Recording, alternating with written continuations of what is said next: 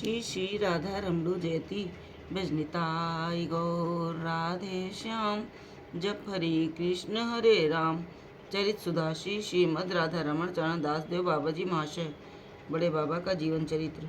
मूल बंगला संपादक प्रकाशक श्री रामदास बाबा जी। सखी वेश। बाबा जी महाशय राधा रमण कुंज में बैठे थे।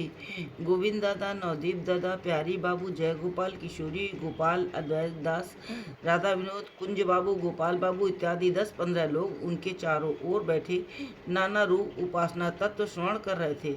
गोविंद दादा, प्यारी बाबू, राधा विनोद, अद्वैत दास, जय गोपाल प्रभृति कई लोग प्रायः सरदा शरीर से चादर लपेटकर उसका एक पल्ला सिर पर ओढ़े रहते। इसमें प्रायः सभी अल्पवयस्क थे।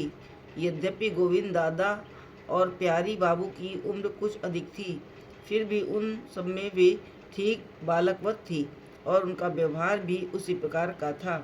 हम पहले ही कह चुके हैं कि चैतन्य दास की सेवा शुश्रूषा करने से जय गोपाल ने उनकी कृपा लाभ की थी, जिसके कारण वो बहुत सेवाप्रिय था। बालक होते हुए भी उसके ऊपर रसोई करने, परोसने और बाबा जी महाशय की सेवा का भार सौंपा हुआ था। गोविंद दादा और नवदीप दादा दोनों उसमें शक्ति संचार कर और उसे सेवा शिक्षा प्रदान कर सेवा के अनुकूल बनाए रखते थे।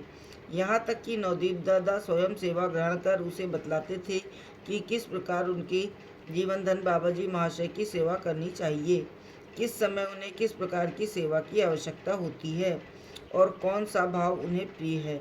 जय गोपाल को कीर्तन से इतना प्रेम न था। उसका लक्ष्य केवल सेवा के प्रति था।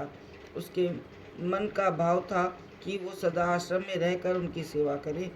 बाबा महाशय को देखते ही न जाने उसके हृदय में कौन से भाव का उदय होता था, परंतु वो कभी मुख उठाकर नेत्रों की ओर नहीं देख सकता था और न उनमें कुछ कह ही सकता था। केवल नेत्रों से जल बहाया करता था। आंसू सदा ही उसके नेत्रों में डबडबाया करते थे। वो यदि किसी से कुछ कहता सुनता तो केवल गोविंद दादा और नवदीप दादा से। कोई 9 बजे का समय होगा। माधव पशुपालक जगन्नाथ जी के श्रृंगारी पंडा जगन्नाथ जी की चरण तुलसी, कंठमाला और स्नान जल लेकर आए। उन्हें देखते ही बाबा महाशय और अन्य सब लोगों ने दंडवत प्रणाम किया। चरण तुलसी और कंठमाला लेकर बाबा महाशय ने पंडा जी को अपने पास बिठाया। जय गोपाल पंखा कर रहा था। माधव पशुपालक ने बाबा महाशय से कहा, देखिए, मैं जब इन लोगों को देखता हूँ मुझे ऐसा बोध होता है कि ये सब ब्रज की सखियाँ हैं। मैं क्या कहूँ। एक दिन जगमोहन कीर्तन के समय ये लोग घूम घूम कर नृत्य कर रहे थे। मैंने उस समय धूप पूजा करते हुए देखा कि ये सब घाघरा पहने हैं। मैंने सोचा आज बाबा जी महाशय इन्हें सखी वेश में सजाकर लाए हैं। आहा, कैसा सुंदर भाव है। मैं ये विचार कर ही रहा था कि उस समय जगन्नाथ जी की कंठमाला खिसक पड़ी। मैंने सोचा कि इसमें अवश्य कोई अपूर्व रहस्य है। भोग के पश्चात वो माला आपको लाकर दी और आपने संभवतः इस बालक को या इसके समान किसी दूसरे बालक के हाथ में दी। उस दिन आपसे ये सब न कह सका। आज ये कहने के लिए ही आपके पास आया हूँ।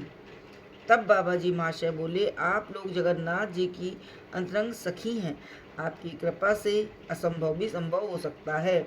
आप इन लोगों को आशीर्वाद कीजिए जिससे इनकी मनोवांछा पूर्ण हो। उसी समय उन्होंने जयगोपाल को संकेत किया और जयगोपाल ने उनके चरण स्पर्श कर प्रणाम किया।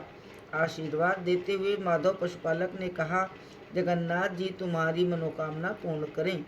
क्रमशः सबने इसी प्रकार प्रणाम किया और सबको आशीर्वाद कर पंडित जी ने प्रस्थान किया। बाबा महाशय ने एक बालक से कहा, खोल करताल ले आओ, आज राधा रमण की मध्याह्न लीला का गान होगा। वैसे ही खोल करताल आ गए। कुंज बाबू ने से बोले, कुंज गोष्ठ लीला गान करो। तो कुंज बाबू ने गाना प्रारंभ किया।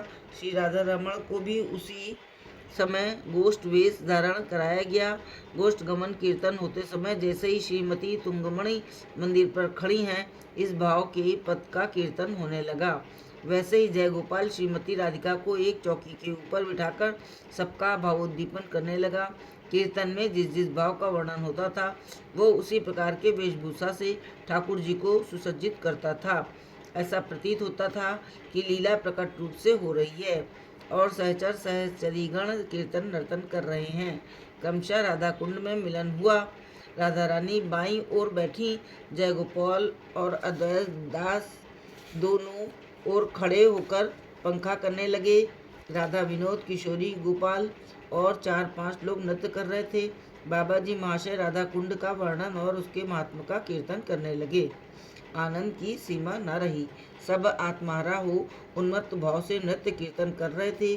कौन कहाँ गिरता और भाव में लोट पोट होता, इसका कुछ ठीक न था। जय जय श्री राधे। जय हो बड़े बाबा की।